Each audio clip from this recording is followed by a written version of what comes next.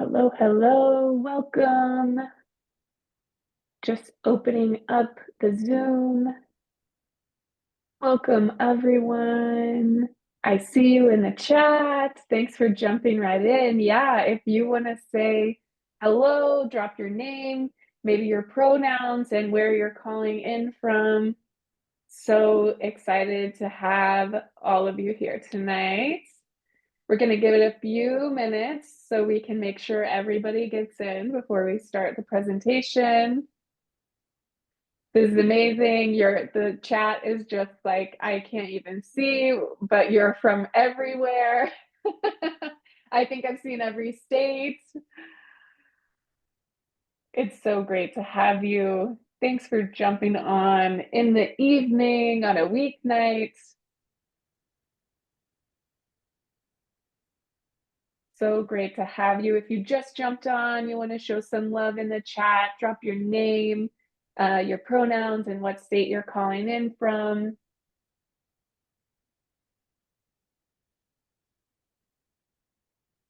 I'm going to give it 30 more seconds and then we'll kick it off.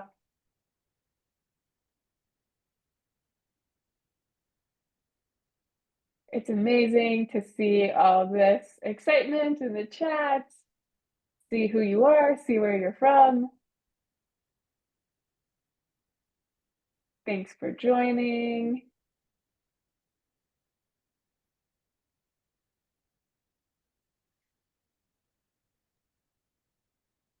All right, everyone, we're going to get started. Keep dropping your info in the chat, name, pronouns, where you're calling in from. We want to know who is joining us tonight. This is a safety and de-escalation training for the upcoming October 18th No Kings Day of Action. We're so excited to have you. October 18th is shaping up to be absolutely massive. We already have almost 1,700 events on the map, and it is September 25th. That is incredible. This training tonight is a mandatory safety and de-escalation training for hosts. We are offering the same training again on October 9th. I'm going to mention that a couple of times, so don't worry. And you're going to get emails and slides and things. But this is the first of two offerings of this mandatory for host and safety leads, safety and de-escalation training. If that is not you, that is totally fine. We are happy to have you here. I'll go over our agenda in just a minute, but we'll do some safety planning overview and then some skills that are absolutely applicable to everyone who comes to a No Kings event in October. So you are welcome to stay with us.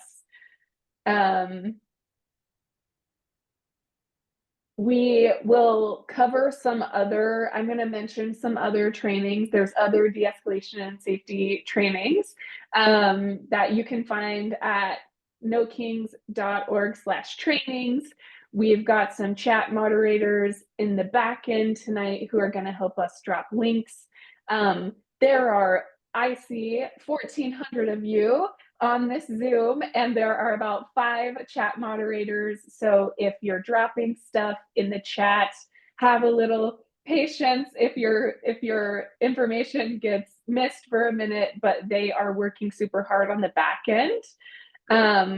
We are going to ask you to use the Q&A function on the Zoom to ask your questions and to not raise your hands. We won't be calling on people in that fashion. Using the Q&A function to help us keep track of your questions, make sure that we can get them answered. We want to make sure you all are feeling good. We're getting your questions answered tonight. If you need closed captioning, those can be enabled by going to the Zoom panel at the bottom of your screen and clicking on the little CC square. And then you'll be able to access closed captioning of what I'm saying. And there will be some interactive parts of tonight. There are a lot of you, so it's not, the most interactive, but we really want to make sure that we're using your time super wisely. We are just getting down to business tonight, making sure that you have the information that you need to know to make a safety plan for your October 18th event. You know what you need to do, you know who you need to recruit, and let you get on with your lives. So that's what we're here to do. My name is Abby Henderson. I'm with an organization called Movement Catalyst. We're a movement support organization based out of the DC area. We do a lot of different stuff, but we've been working with the No Kings Coalition doing host support in June and now offering trainings for October. And so we're with you tonight. We'll be with you again for this training, second time of this training on October 9th. And then if you are someone who calls the host support hotline in the 3 days leading up to October 18th, you will have the pleasure of speaking with one of our team. We are so excited to be a part of the No Kings team and be supporting you all in this incredibly, incredibly important time for our democracy. And we totally join in with you in telling this administration that there are no kings in America. So thank you for being with us tonight. Thank you for having us, Movement Catalyst. We are very grateful to be able to offer this for you. So what are we doing tonight? We are going to walk through just the importance of safety and security in this moment. You're here, so you probably have a sense of what I'm going to say and why I'm going to say it. But we are living in a time where safety and security could not be more important. So we and the broader No Kings support team are working hard to provide you all with as much as possible support and resources as we can around safety and security. There's all different kinds of new bits of support that we're going to talk about throughout this training and revisit again at the end. So don't worry if you don't need to frantically take notes. We'll make sure that you have this. We'll reference some resources you can have links to and click for yourself and use. But there's loads and loads of support for safety and security in this time. And one of those is this amazing safety planning template that we're going to walk through with you all. It explains exactly what you need to do to make a safety plan for October 18th.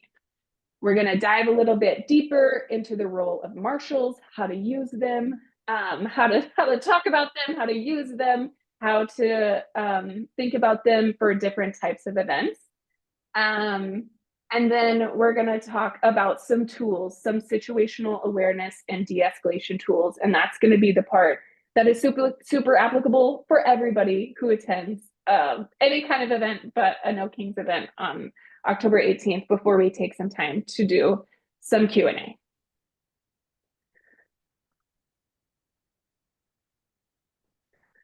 So as I mentioned, this is a period of intense political polarization, and we need to do everything we can to make sure our actions are safe, peaceful, and effective. And at the same time, we can't let anybody silence us. And there's a lot of stuff swirling around right now.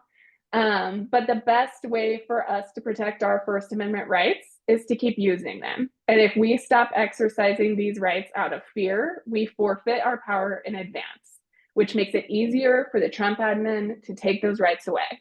And we are absolutely not about that. Millions of people protesting peacefully is the most powerful and effective response to political violence and threats. It exposes the illegitimacy of those attacks, and it shifts the focus from a few isolated individuals to the millions of ordinary people, like the people on this call, who are exercising their rights. And when we act together in this disciplined, nonviolent way, we deny the Trump administration the excuse that they're looking for to shut down us and our rights. So we're doing this call, we're doing all this support, we're building our safety teams, and we're getting out on October 18th. And we're doing it together. And acting in courage in this moment together in using our discipline and being planned is how we are going to stand up against the attacks to take away our First Amendment rights. So calling people to harness their power in their communities. I know you all do. I know you don't need to hear me say it again, but let me cheerlead you. You are brave. You are strong. We're doing this together. We're exercising our rights. I'm also supposed to mention this training is off the record and not for media folks. This is for our hosts and safety leads and people who want to know about safety and security.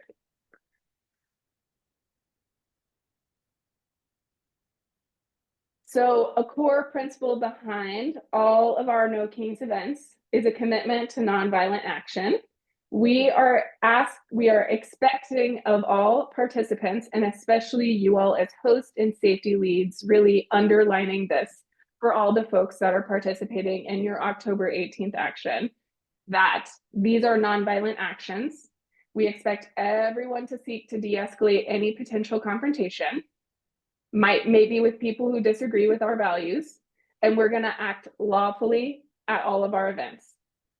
And we are asking folks to not bring any weapons of any kind to any of the October 18th events, including those legally permitted. Do not bring your weapons to these events. And we want to underscore this means including our safety teams. That is a commitment that we are asking folks to make. And we really want to make sure, yes, I'm seeing so much love in the chat for this.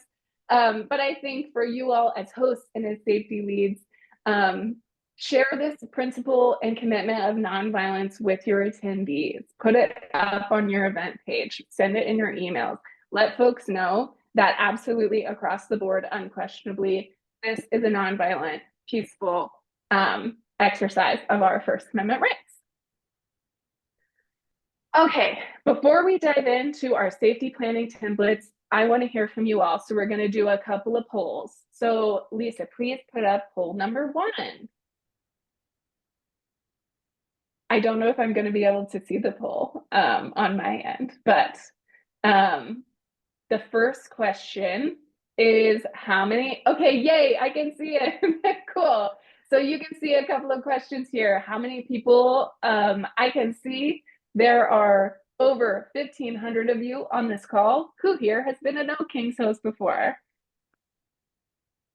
And the second question, if you held an event in June, how many people came?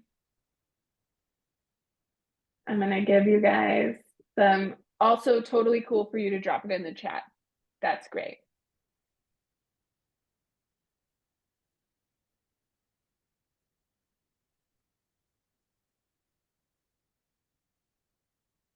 Awesome, awesome.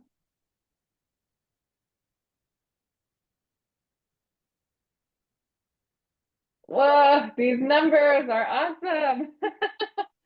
This is so great.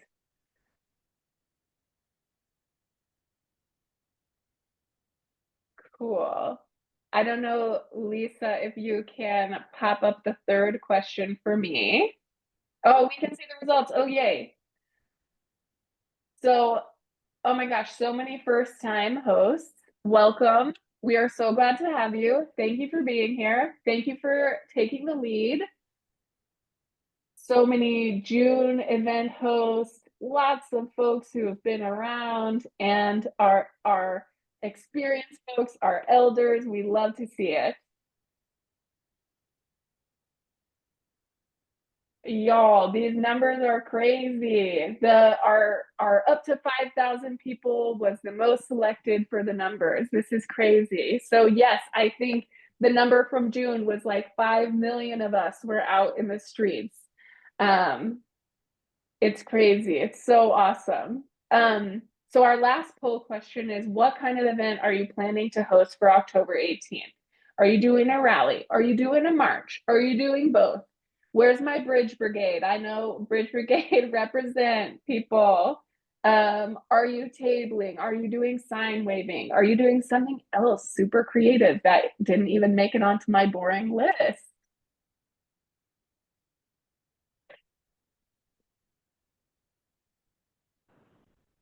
Costume contest, okay.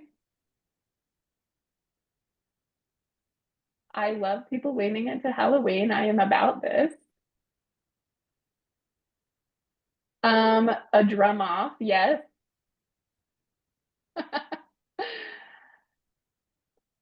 I love this.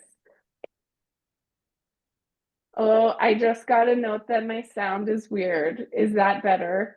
I had my papers shuffling in front of it.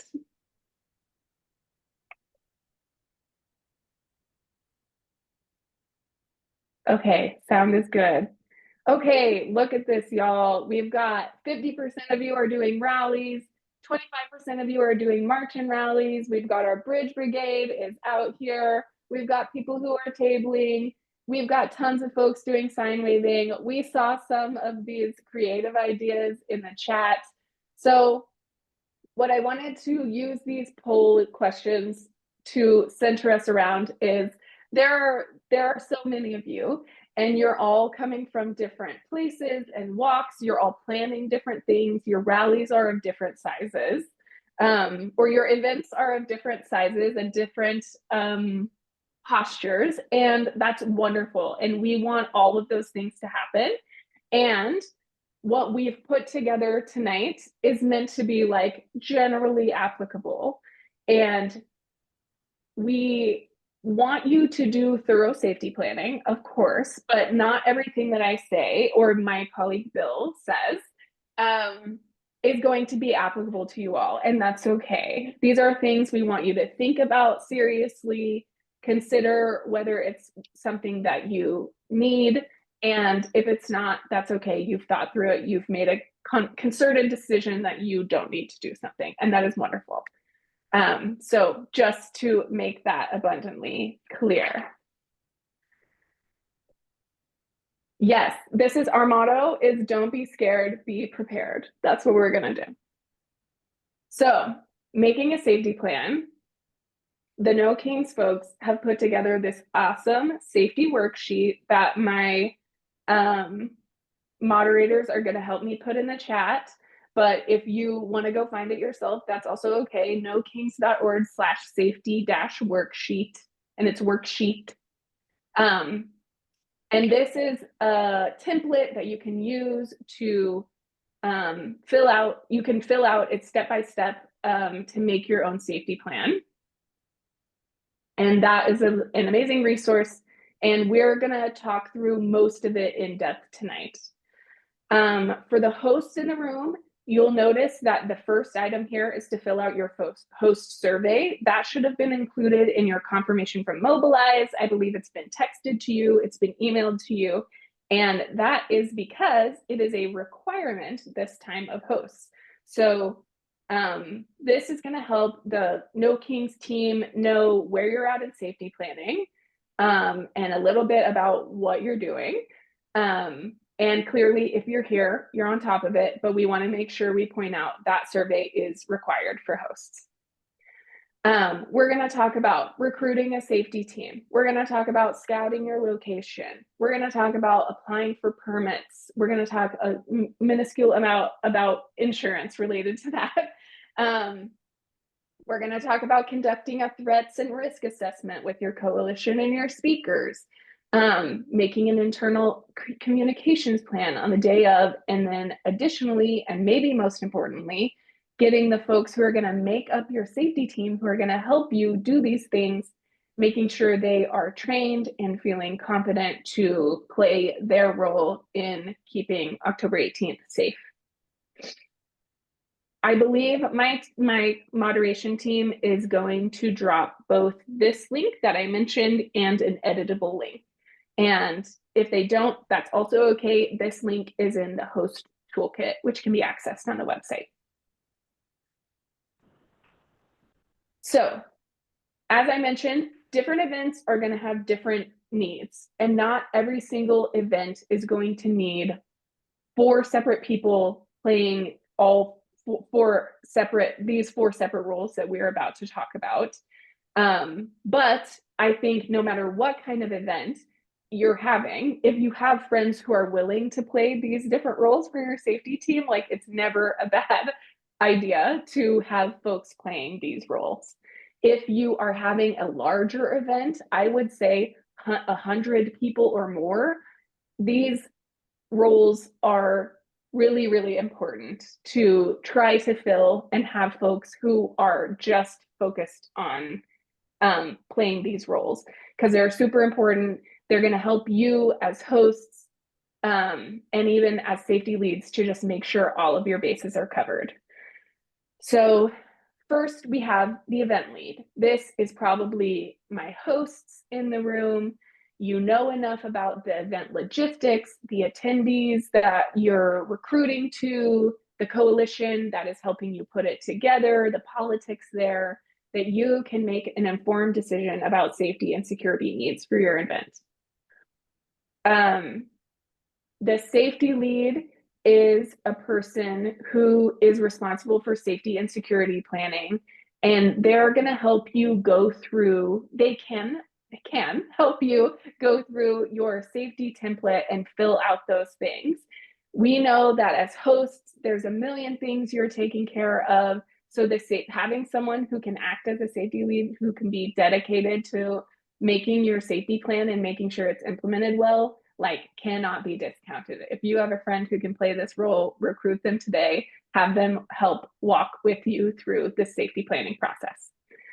The head marshal or head peacekeeper, we're going to talk a little bit about how to talk differently about this role. Peacekeeper, marshal, de-escalator, maybe use some different words for this. But this person is really in charge of our marshals, our peacekeeper team. They're responsible for crowd and attendee safety and security.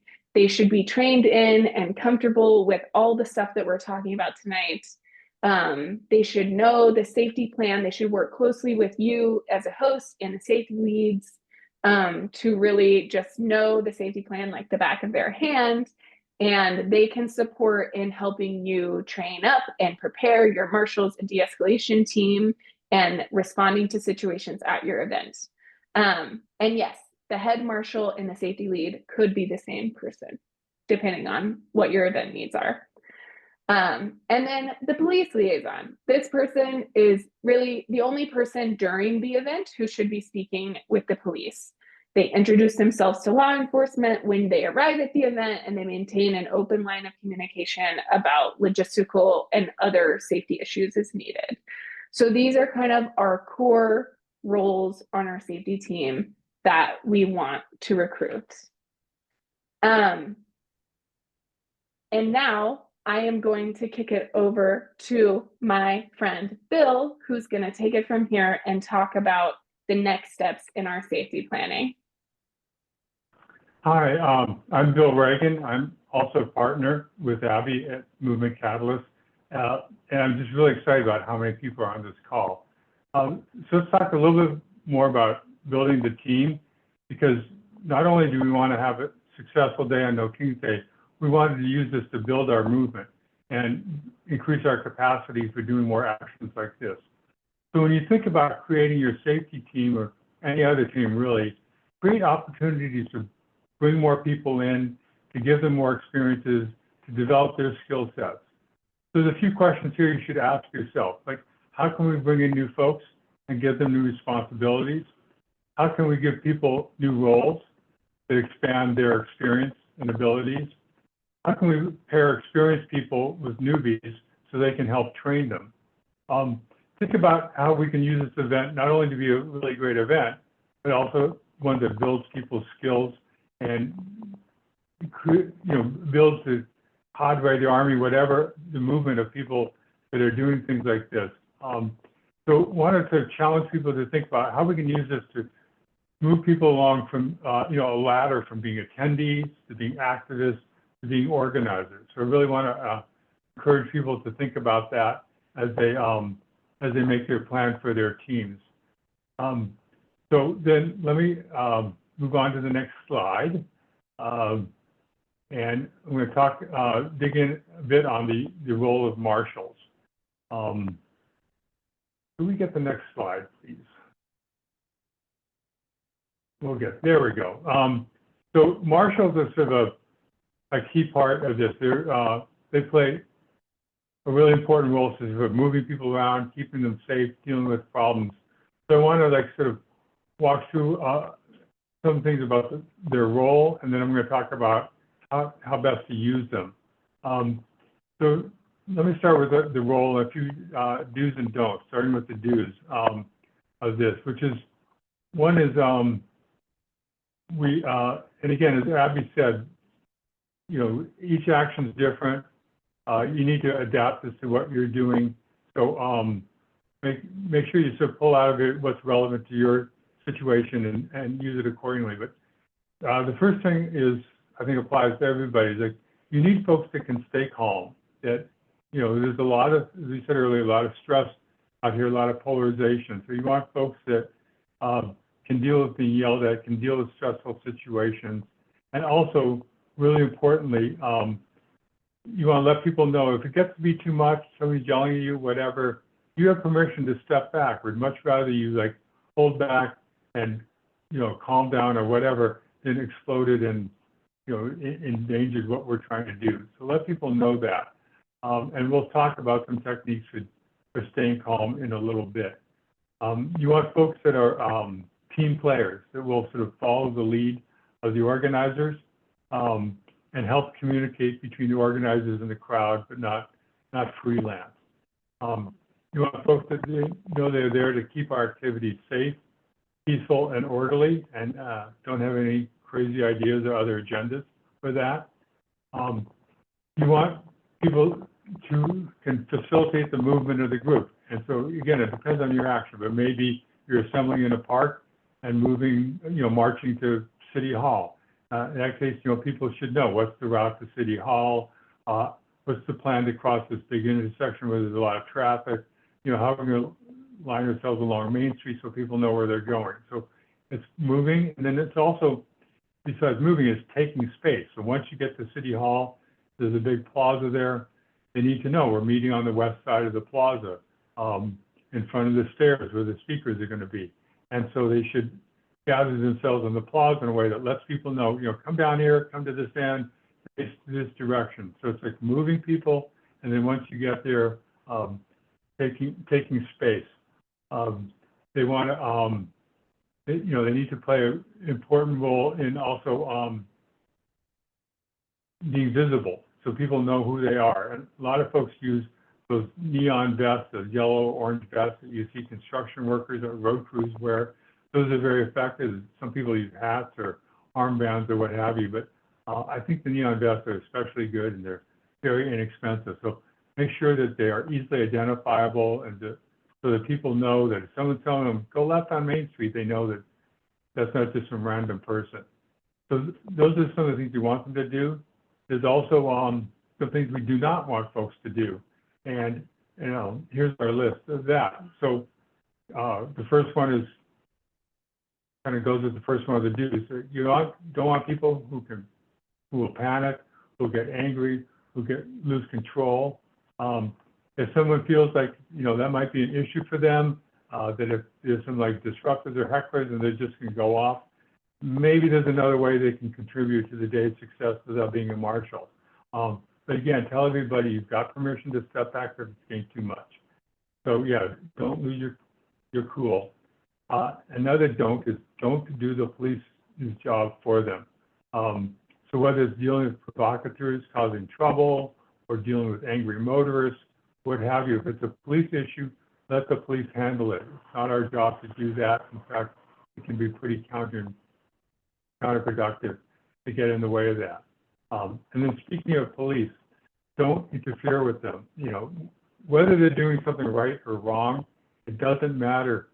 This is not the time to like litigate that. So if they're like arresting somebody or something, that may be really bad, or may be really unjust. But don't try to, you know, stop it. Don't try to interfere. That's only going to escalate. That's going to make things worse. It's going to put you in organization legal jeopardy. And maybe it's a good idea to record what they're doing. You may need to respond in some way. You know, recording at a decent distance might be a very good idea, but don't interfere. Another don't is marshals should not carry signs. They shouldn't hand out leaflets. They shouldn't have other things that they're doing that are distractions. They really should be focused on moving people down the street, assembling people down this section of the park, whatever it is, and not have other things that will keep them from doing that. And finally, they should not make decisions for the group. They should know what the plan is, and they should follow that plan.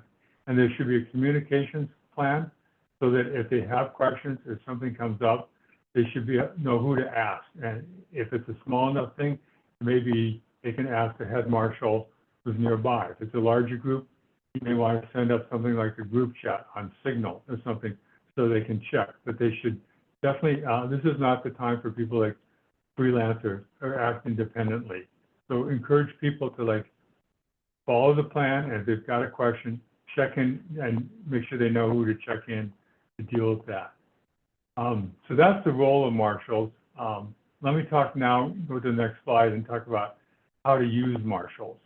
And there are different ways that that we do this, that we can use marshals to help keep the event safe. So go down some of the major ones. One is crowd movement, and I gave a couple of examples already, but making sure people know where to go, that they get there in a sort of orderly and safe way. Often you'll want to have a big banner in front and maybe a couple people that are important for whatever reason holding it up front. So they may want to assemble that group and make sure the front of the march is the right folks. Speaking of the front of the march, one dynamic that always happens, this is sure as the sun rising in the east and setting in the west, the people in the front are probably going to want to go really fast because there's empty space in front of them. They're all excited, they're going to charge ahead, and they're going to leave the rest of the march behind. Part of the job of the marshal is make sure the pace is good, slow them down a little bit. If they've got a big banner, use that tug on it a little bit so that people don't go too fast. So not only you want to get there, you want to get there in an orderly way, not have your line get all stretched out. So make sure they're thinking about the pace. The marshals in front are slowing things down, the marshals in back are encouraging stragglers maybe to pick up the pace, politely, of course. Another thing is crowd support.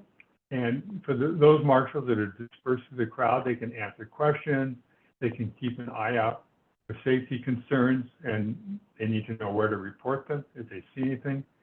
You might want to have them carry supplies like water, sunscreen, stuff like that. So you want to have them throughout the crowd to do that. And finally, another key role is de-escalation. And not every marshal may be trained in this, may be willing and able to do it, but you want to have at least some of your marshals, ideally spread around, but more heavily weighted towards the front, trained in this. And we'll talk about that just in a little bit. But de-escalation, if there's a heckler, provocateur, or just could be a person that's got other things going on in their life that's angry or has other issues. So you want to have them be able to handle that. So we'll talk about de-escalation later, though. Next up, so that's how to use marshals. Let's talk a little bit about where to use marshals and how to spread them around. So obviously, there's at the front of the march. I've talked about that a little bit. Don't need to repeat that, but that's a key place to have folks making sure they're going in the right direction, the right people in front, and all that. Another important place often is the stage.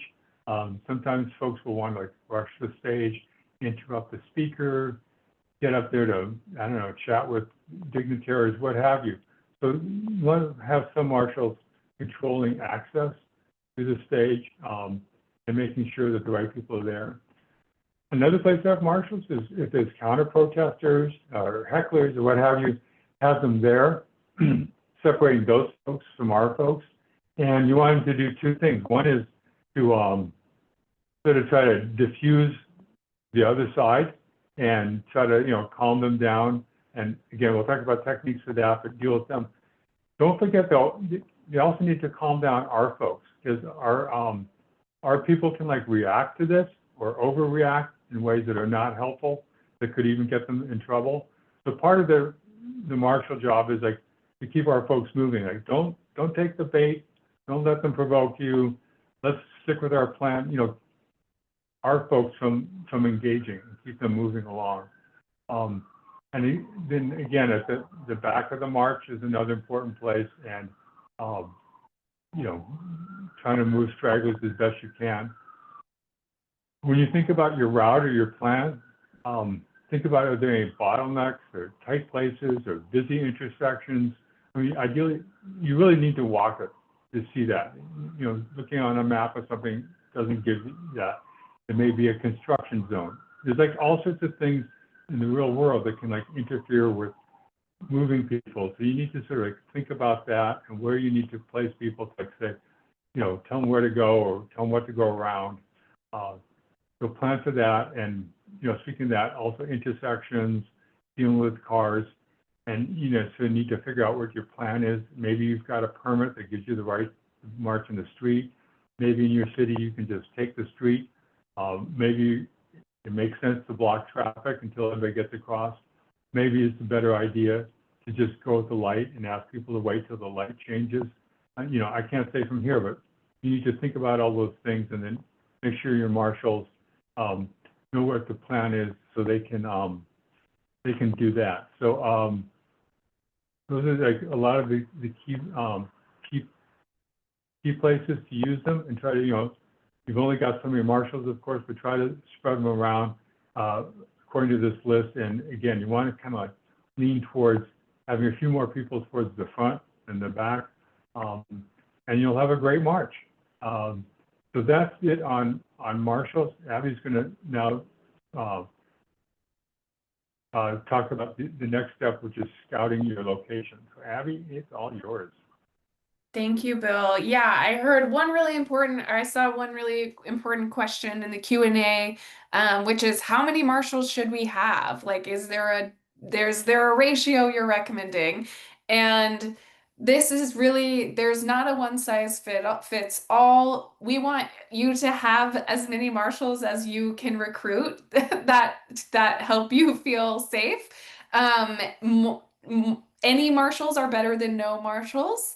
And if you're having a bigger event, I think recruiting hard for more is the best. But we don't want to dictate, we don't want to put a number in folks' heads because we know you're holding a lot. And so that's why we have tried to up the number of resources and training so that more folks maybe feeling compelled to join and be a marshal and get trained as a marshal. I saw a lot of good recommendations in the chat about different ways to finesse the role of marshal to make it more inviting to folks in your town, and those are great recommendations. So yeah, Bill, I saw you come off mute. Do you want to add anything to that? Just want to add, this is a great entry-level job. Talking earlier about building our movement. This is a great first thing to get people from just attending to participating and organizing, and bring them in, give them more responsibility, and next time you do your demonstration, you'll have a bigger team and a bigger turnout. Thanks, Bill. So next step, we want to do early in the planning process, like now for you all, is scout your location, go in person, get a better sense of the space. You want to understand all the things kind of related, thinking through some safety stuff, entrances and exits, thinking about accessibility considerations. Would attendees with different mobility needs be able to enter and exit the space easily? Is there shade and rest for people nearby? Is there public transit nearby? Are there parking concerns? Where are the bathrooms? We know that, it's a lot of logistics to hold, but just by making sure you all have the answers to these questions, it can honestly calm people down. If your marshals have the ability to say, there are bathrooms at these stores, or there's a public restroom here, that can honestly de-escalate someone who is having a personally stressful moment.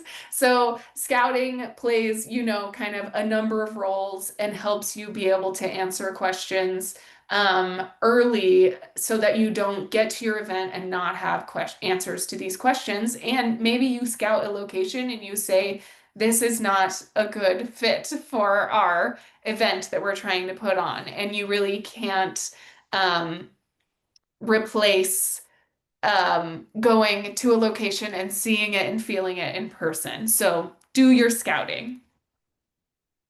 The next step, permitting. So this is always huge. This comes up in host support over and over and over again. And we want you, the broader we, the No Kings we, want you to know that if you are holding your event in a public space that requires you to get a permit, you must get a permit. Please get a permit. Choosing not to get a permit in a location that requires a permit of you is a safety and security concern.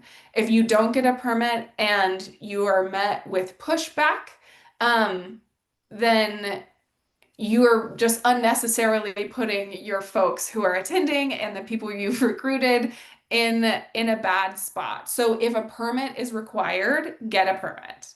And you can find out if a permit is required by like there are lots of places where it's typically required to get a permit. For example, like state capitol grounds or on land that's owned by the state or the municipality, lots of parks. Most of these places usually have websites where there's permitting information. And if you don't know and you can't find it on the website, give them a call. It is much better to check and verify than to find out later that you needed a permit and you did not get one. So please do your due diligence and find out what the situation is for your location. If you and your organizing infrastructure, for whatever reason, do not want to get a permit, you must ensure that the location you pick does not require a permit. Do that now. Do that early in your planning process. Find out now. Find out this week. This likely means that you're planning a protest on a public sidewalk or some other similar location, and you should review your local ordinances to ensure that you understand your rights to be in that public space. And to this point, the ACLU is going to be offering some amazing Know Your Rights and recap de-escalation and safety trainings. They're on that trainings website that we're going to drop a million more times. So please do your homework here and figure out what your permitting situation and needs are. Additionally, something that came up a lot in June, which was amazing, but I know stressful for some hosts, was finding an overflow area. So as you're going through your safety template, you're going to go out, you're going to scout your location. Think about how many people did we have in June? Would they fit in this location that I'm standing in? And if not, is there an overflow area nearby that we can use? Does it require a permit or other logistics? So that's something to think of now. Maybe a lot of you have lived and learned, already have this down pat, but want to make sure we mention that was a big thing in June. Additionally, saw this question in the Q&A as well. It's up to you in your organizing space whether or not and how much you interact with your local law enforcement. Only you, aside from the permitting question. If you need a permit, get a permit. Full stop, period, end of sentence. But beyond that, and dealing with law enforcement prior to the day of having meetings with them, giving them notice, etc., that is up to you in your organizing space. But again, just want to underscore the permitting fact. So you all as an organizing infrastructure should make a decision about how you're going to go about that. And that is going to be dependent on you and your local context, and we support you. But if you need a permit, get a permit. Very, very briefly on insurance, insurance is hard to talk about in a very generalized manner because In a lot of locations, and I would usually say like in most location, First Amendment demonstrations don't require getting insurance, but our experience, particularly in June, would suggest that that is not true in all of your states. So again, when you're going through figuring out if you need a permit, I would also ask the question about insurance. Make sure you don't need it. Make sure you have thought through that. In the host toolkit, there are some recommendations if you do end up needing insurance, or if you can't figure that out, please utilize the other host support infrastructure like the office hours or the hotline in the days leading up so that we can help you and figure out that. So the next step is doing a bit of a threat assessment for your event, with your speakers and your partners. We're living in politically tense times. We all know that. While you probably don't have the ability to like conduct a big, like, extensive research on opposition groups or monitor everywhere that your event is being posted online, a good practice is to talk with your folks who are speakers, to talk with your coalition partners about, do they know of anyone who's been harassing them online? Is anyone maybe have someone who is paying attention to the comments on your Facebook events, et cetera, wherever you're posting about these, just so that you all can make sure that you're prepared if there are some direct threats. You can send those to the security email, security@nokings.org, and there is, some one-on-one support to help make sure that you are able to appropriately address those. But being proactive, talking with your speakers and your coalition partners about anything they know about is going to set the right tone. That's going to be great for your safety planning. For the day of, things are going to be amazing, things are going to be chaotic. So you want to make a plan to be able to talk to one another. And when we say one another or internal communications plan, we mean among the folks who are playing support roles for you. So this could look like a lot of different things. You all named a bunch of different types of events you're trying to have. And so there's no one size fits all here either. For many events, maybe you just have one coordination chat and that's fine and great and that works. If you're having on something more large or complex, you may want some multiple channels like a chat for event leads, a chat for safety and medics, a chat for comms and media questions, a chat just for your marshals team so that they can play some of these roles that Bill walked us through. Like, hey, we need more support at this particular intersection, or front marshals, please slow down, etc. So that would facilitate the flow of that communication. Maybe your speaker team, your stage team might need their own chat for like, where's Bill? He's not at the stage and he's supposed to speak next. Has anyone seen Bill?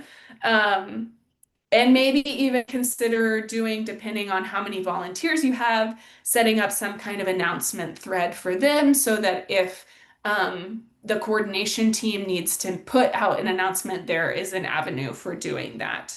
A lot of folks here probably use the messaging app Signal. That's the chat app that we would recommend. It's end-to-end encrypted. It's one of the most secure ones that exists, but of course, you know your organizing space better. If you all have, everyone is already on a particular app or speaks to each other in a particular way, those are also fine, and great to just make sure you have the right people in the right places.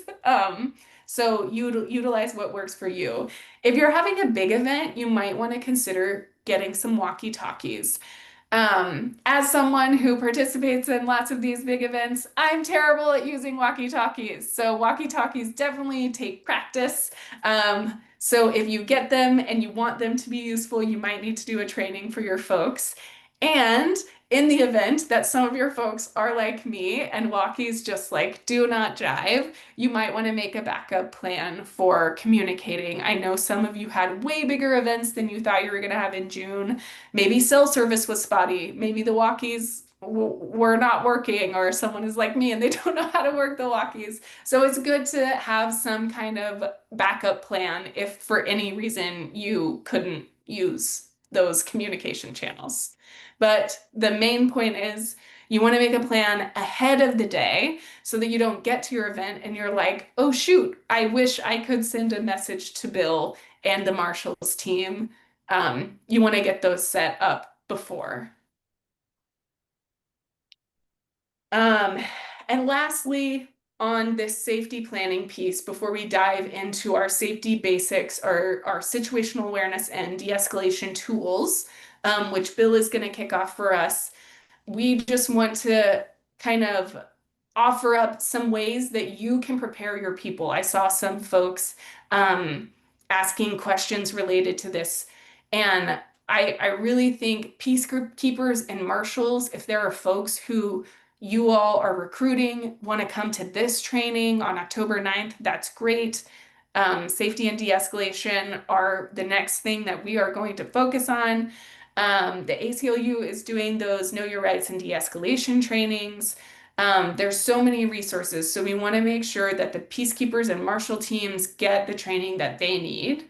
In addition to that kind of training, have a mandatory safety and logistic meeting or a few to make sure that the folks in your support team who need to know the logistics and the safety plan for your event know them and they feel comfortable with that information. And really feel like these should be mandatory for your peacekeepers and marshals, for your team leads.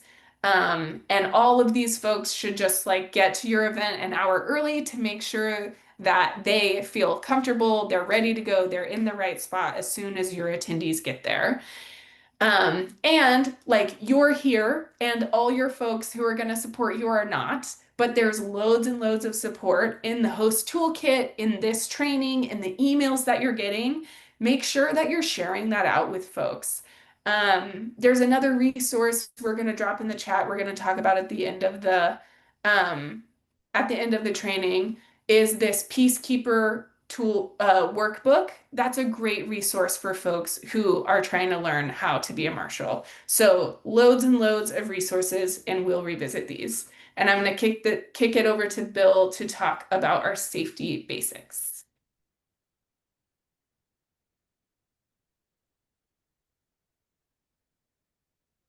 Okay, so we're going to switch gears here and start talking about safety basics. And this is really for everybody. Depends on what you're doing, exactly how you fit in with this, but whether you're a lead or a marshal or anything, knowing these safety basics is really, really helpful. And there's two key parts to it. One is what we call situational awareness. I'll define that. It's a tool for like sort of centering ourselves, making sure we react in a thoughtful way and not just go off. And it helps us know whether or not we want to respond. And then the second tool is de-escalation and different tactics for sort of calming down a situation. And there are a few basic skills here that we're going to go over and that we encourage you to discuss with your marshals. And again, we've got a lot of information that will be shared with you from different groups that we encourage you to look at their websites and get more about this and dig in a little bit deeper and maybe do some practice. So we've got another poll though first before I do that. So could we get the poll? And the questions are, has anyone here ever de-escalated a situation? And the potential answers are yes, no, or I'm not sure. So could we get the poll up, please?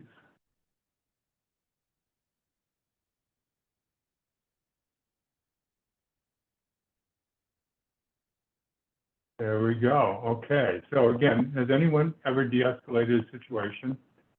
So I'll give people a couple seconds.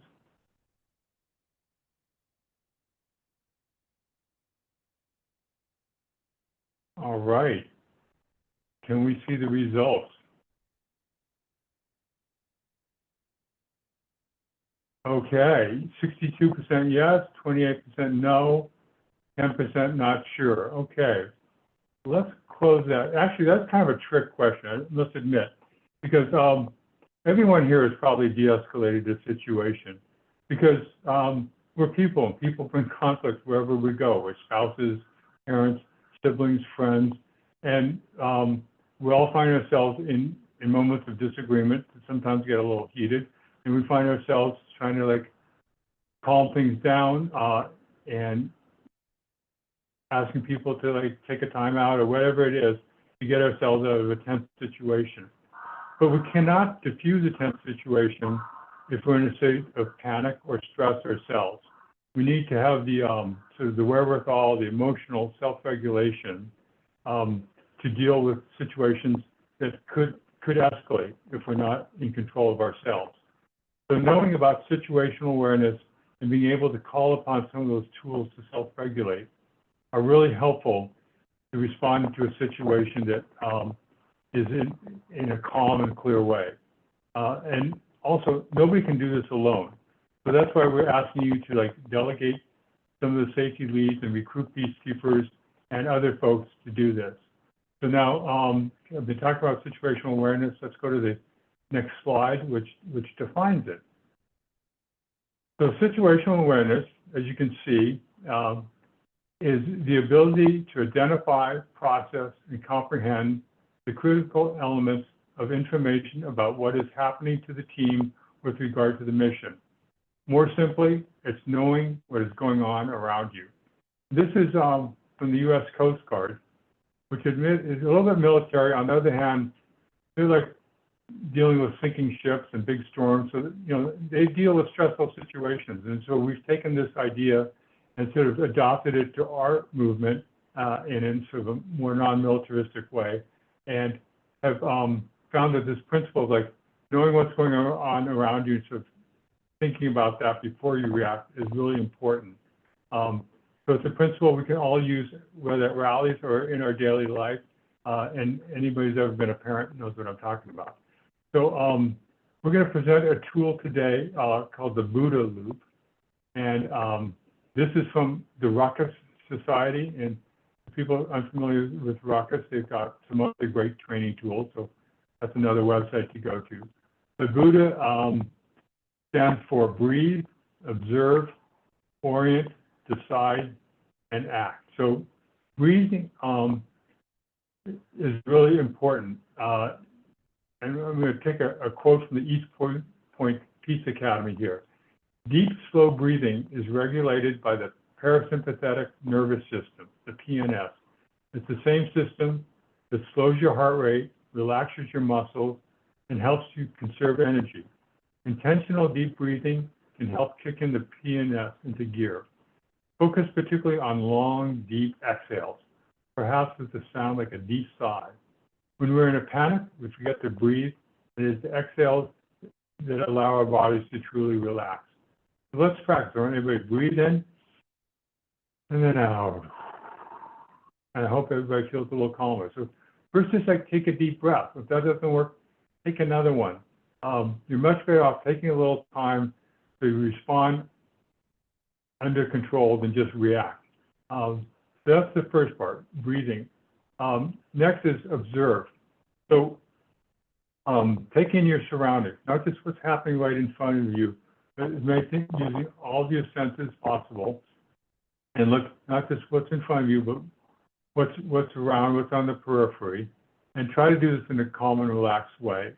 And look around. Are there possible threats? You know, what's happening? Look for people.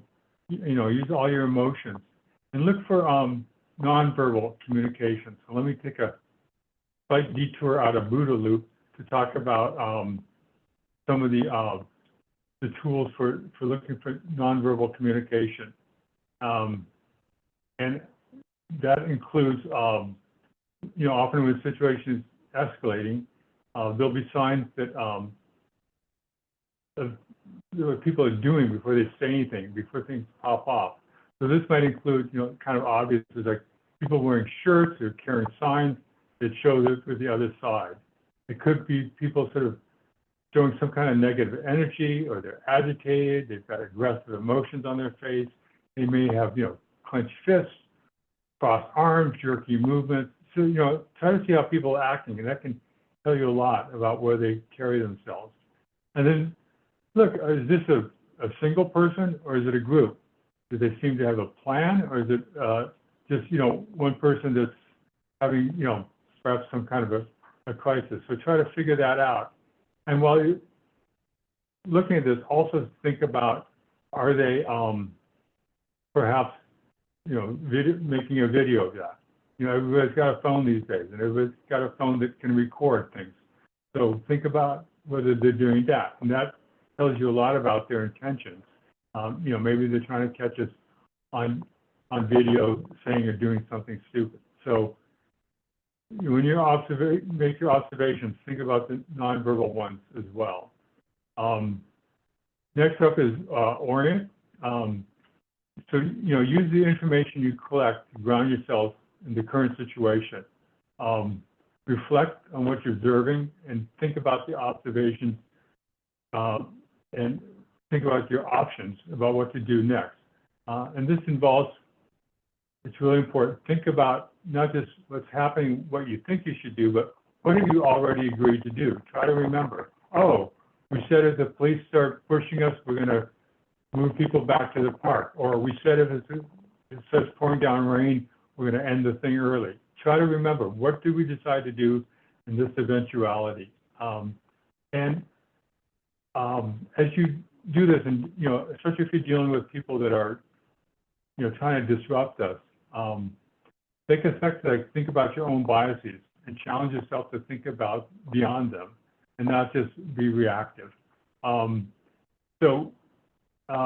That's kind of the orienting. That's like taking those observations and sort of thinking through what some of the options might be about what you want to do, and reminding yourself what plans you already made for different eventualities.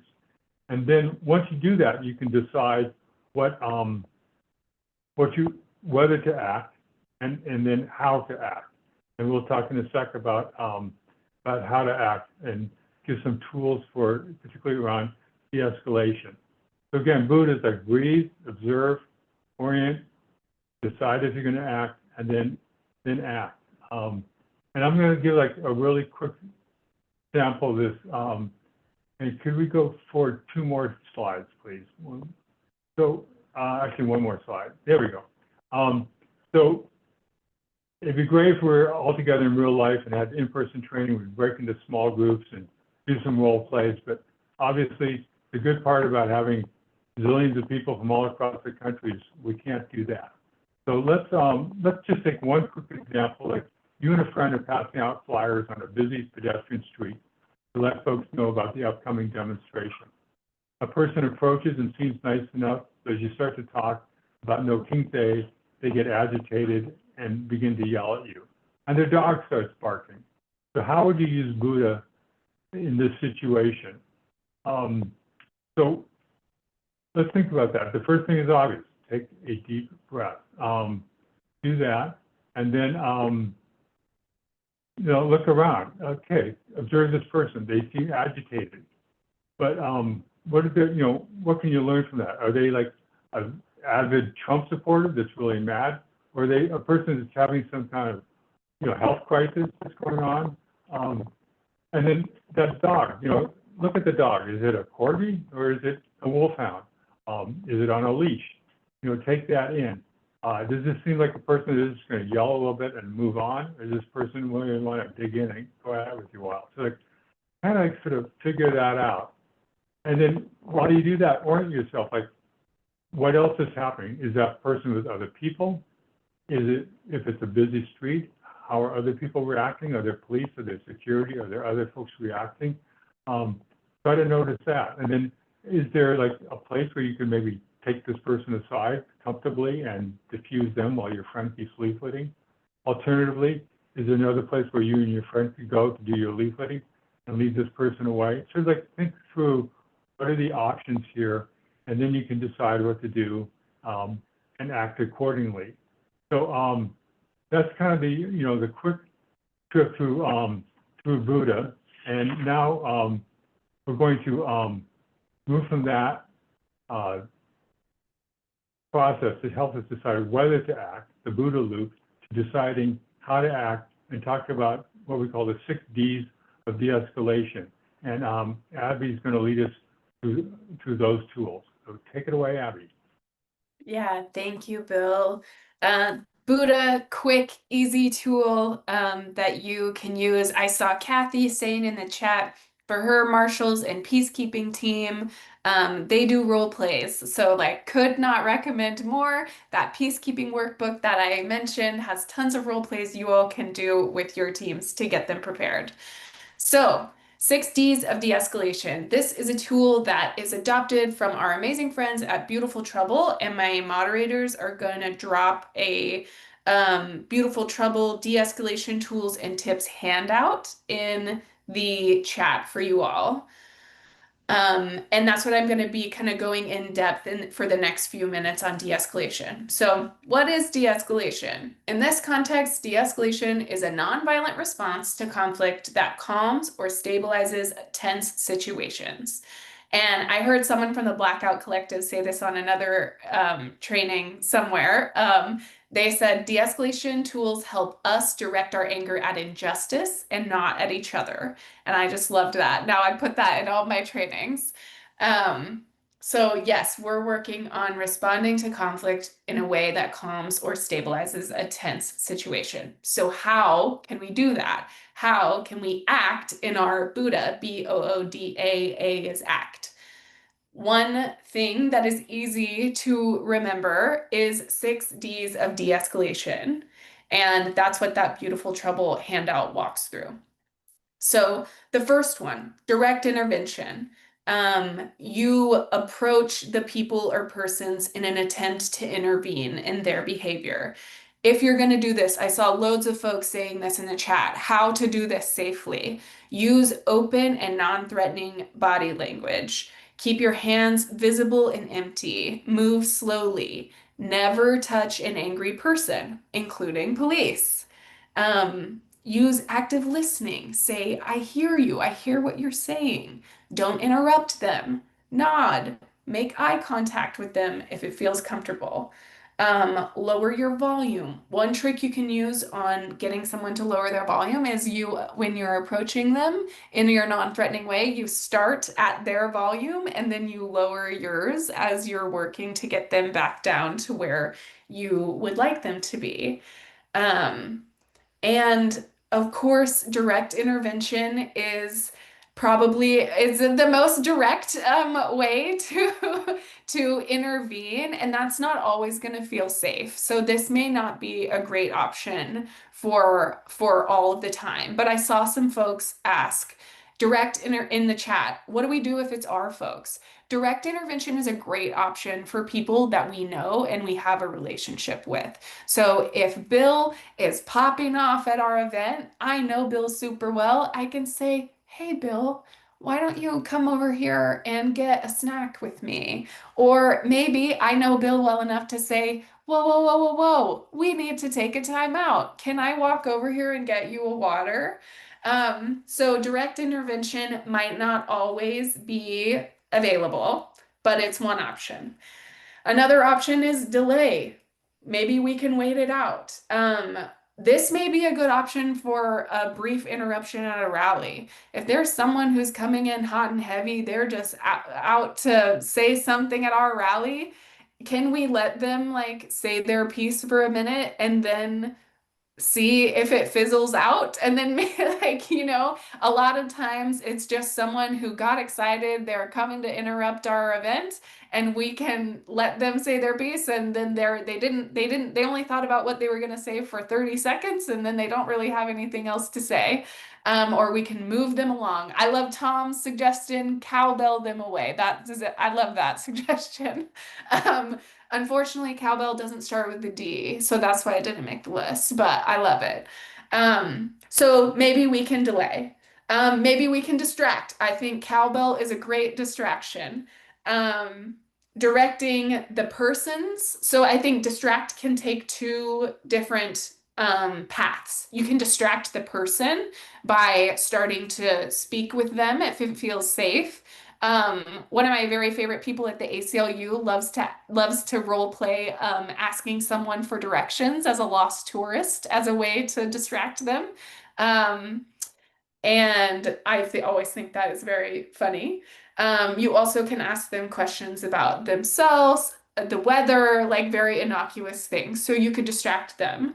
We could also potentially distract others from their behavior and their interruption. Um, Maybe we're chanting, kind of drowning them out with our positive messages. Um, Singing, those are good options for taking the wind out of their sails, basically.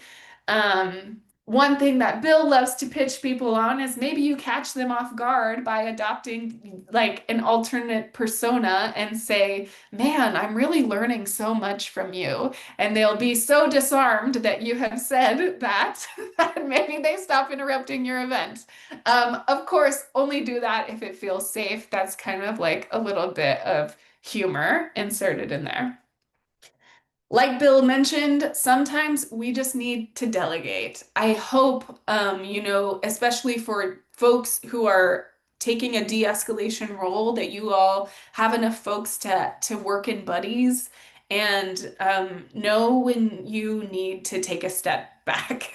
Um, Absolutely, if a situation is starting to feel like you can't regulate yourself, maybe you've done a Buddha and you just cannot get back to a place of calm, delegate to someone else, bring someone else in. If it requires someone who's more experienced, maybe we can identify some folks in our team who can play that role. But it's always fine to delegate. Another option that I like that I feel like falls under delegate is, for example, let's say someone comes up and they're like, I need to speak at this rally. I need to get on this stage, and you're trying to de-escalate them. You can say, I hear you. That's way above my pay grade. I actually let me go see if I can find somebody, but like I'm just a marshal, so I can't make that decision for you. So sometimes you can delegate by being like, that's not my job. Um, Another D is distance. So can we put some space between our folks and the interruption? This is a great option for using a big piece of art to create physical space. If there's folks who have big signs or other creative things, maybe we can have a line of folks who are putting a joyous visual impediment to the interruption is a great option. Or if there are people in your group who have the privilege, training, and desire to physically stand in between disruptors in your group to put distance between you and between them and the group, that is a good option as well. Um, Again, maybe if it feels safe to do so, you could engage the disruptor and slowly walk them away from the group. I think so much of this is circumstantial. It depends on the agitator, it depends on how they're approaching your event, and you and what you feel safe doing. So, all of these are just options and they co-mingle and intermingle, and you can use these in a variety of ways. The last one is document, which I feel like is a good practice, but is becoming more and more controversial. So you want to let people know that you're filming and film from a safe distance if it's possible. You could prepare or ask a buddy to film if something is escalating and you are trying to intervene. Sometimes not being playing both of those roles at the same time can be a better a better situation because sometimes documenting in a world where we all have our phones can be escalatory, honestly. So use your judgment when it comes to document um, and assess the situation before you're jumping right into film an agitator. And again, like if a situation doesn't feel safe to document, you always have the option of like when you get to a safe space, you can still record all of the information that you have about the person if that needs to be recorded for follow-up. You can write down what they were wearing, what they looked like, what they said, what happened, what you said, etc. So it's not the only way to document is not by putting our phones in someone's face. We have the ability to recall the information if we need to. So that was super fast. These are the 6Ds. We know it's late. We want to get you guys out of here. So I'm going to move on to my examples that I'm walking through. This was a slide that came together for the hands-off days of action, and I just thought it was great, kind of talking about different types of agitators and how to identify them if that feels helpful to you, and think about what different types of behavior that they are using and how we might be able to address the behavior using different methods, including lots of options from the 6Ds. I'm not going to walk us through these so that we can do our example, but I love that slide. So you are hosting a No King's Day rally at your state capitol. During the speaking program, a group of people wearing opposition messages on their shirts and signs appear on the outskirts of the rally. They're not yet disrupting the program, but the crowd has begun to notice their presence. So how can we use Buddha and the 6Ds in this situation? We could send marshals or de-escalators to stand near the group if they're not already stationed near them. Maybe we preemptively move some art to block their visibility and act as a physical barrier between them and the crowd. Maybe they just want to be there to be like intimidating to us and they're not going to do anything, so we don't want to take action to provoke them, but we're going to have some folks stand near them and observe very closely what they're doing. But then one of our allies starts yelling at them and is distracting the rest of the crowd and provoking these folks who are wearing the opposition messages. So this was definitely to demonstrate sometimes we have to de-escalate our people. Sending over a marshal, a de-escalator, and or a friend in this situation. So someone who knows the person who is popping off can be the best intervention to bring them back down to earth, to try to say, hey, I'm just reminding you of our commitment to be nonviolent and peaceful, and agitating these folks is not meeting that goal. Maybe you can walk them away from the situation. Maybe you demonstrate what I did when I was talking about taking Bill away and you say, let's go get a snack, let's get a drink of water. That can work for folks as well.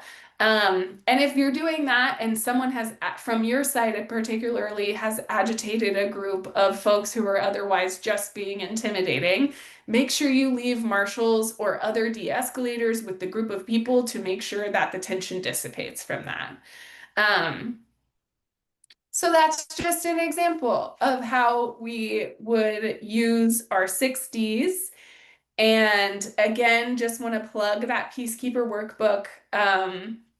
And we're going to actually move to some review and resources before we have a few minutes for some Q&A. Okay, wow, that was a lot. I want to thank everybody for staying up late, at least those people on the East Coast, and sticking through this. But I want to just sort of quickly review it so it helps stick in our brains. And let me say, though, you will be getting more information about websites and so on. I really urge people to go and check those out. So what did we learn today? How to make a safety plan. Really important. We need you to make that safety plan and deal with any issues like insurance or permits or what have you. We talked about the role of marshals and how to use them, where to use them. We went through that. Get your marshal team, do an orientation ahead of time with them, ideally in person, at least on Zoom. And then we talked about some skills for dealing with common problems. We talked about the Buddha loop, so you can practice situational awareness and know what's going on around you and be in control of yourself enough to sort of think about what your options are. And then we talked about the 6 Ds of de-escalation and different tools for trying to calm things down when you're dealing with hecklers, counter protesters, what have you. So I hope you find all that useful. We're going to talk now a little bit about where you can get more support. Back to you, Abby. Well, thanks, Bill. Um, okay, so I am going to walk us through the world of support that exists for you all as hosts and safety leads. There's so much, y'all.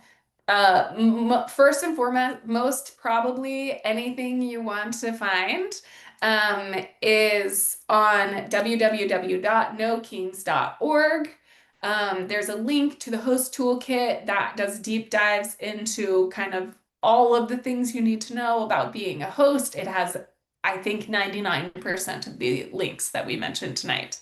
But there are trainings. There are so many trainings, y'all. October 6th, next Tuesday, or a week from Tuesday, 8 p.m. Eastern, ACLU is doing protest safety, know your rights, de-escalation, an exceptional option for your marshals, peacekeepers, de-escalation, whatever you're calling your helper team. Come to that. Get that training. It's more of the de-escalation and protest safety stuff that we talked about, but great for everyone. And from the amazing folks at the ACLU who can help us with some of these trickier permitting and insurance questions, they may have more insight into those. So a great option. And they're offering that on the 6th and Wednesday, October 15th at 7, same training. This training is happening again Thursday, October 9th at 9 p.m. Eastern. So if you had this training and you thought there were folks on your team who should take this, please send them our way, 9 p.m. October 9th. And then on Friday, October 10th, Bill and I are going to do an advanced host safety training, which is going to dive deeper into tactics for de-escalating some more complex situations and getting into a little bit more nitty-gritty beyond the basics that we talked about tonight. And I believe that link is not going to be on the trainings page, but is going to be emailed to hosts. So if you're interested in that, you'll have access to that. In addition to these trainings, y'all, there is a host prep call kind of going point by point for hosts, what you need to do to get prepared Thursday, October 2nd. There's a media training Tuesday, October 14th. All of this information is on the No Kings website. There's office hours that if you're hosts, you've been emailed how to access those office hours and when they are. There's going to be the host support hotline that our team is going to be holding down in the 3 days leading up to the 18th to triage some of those last minute needs you all have, to help you think through if any safety issues come up or any issues with your permitting or anything you need. We're on the hotline. We're there to help you. Again, this host toolkit, y'all, that's where everything you need really is there. If you read every word in the host toolkit and you come to these trainings and you really just cannot get your question answered, notice I said read the syllabus before. People are probably not so far out of school. That's fine. So am I. Host toolkit. Read the host toolkit before you email, but host@nokings.org. Folks are holding down that venue as well. And then absolutely, if any security issue comes up, y'all, another inbox we have is security@nokings.org. There's a whole security team who is assembled and ready to support you all. Very experienced after June. There was lots of stuff to take care of, and folks know that y'all are counting on us and we're there to support you in that capacity. So that's what the support looks like. We have just a few minutes to answer some questions. I'm wholly overwhelmed by the Q&A function. I don't know if there's anything that sticks out to my friend David or Bill that they want to come off to answer before folks run away.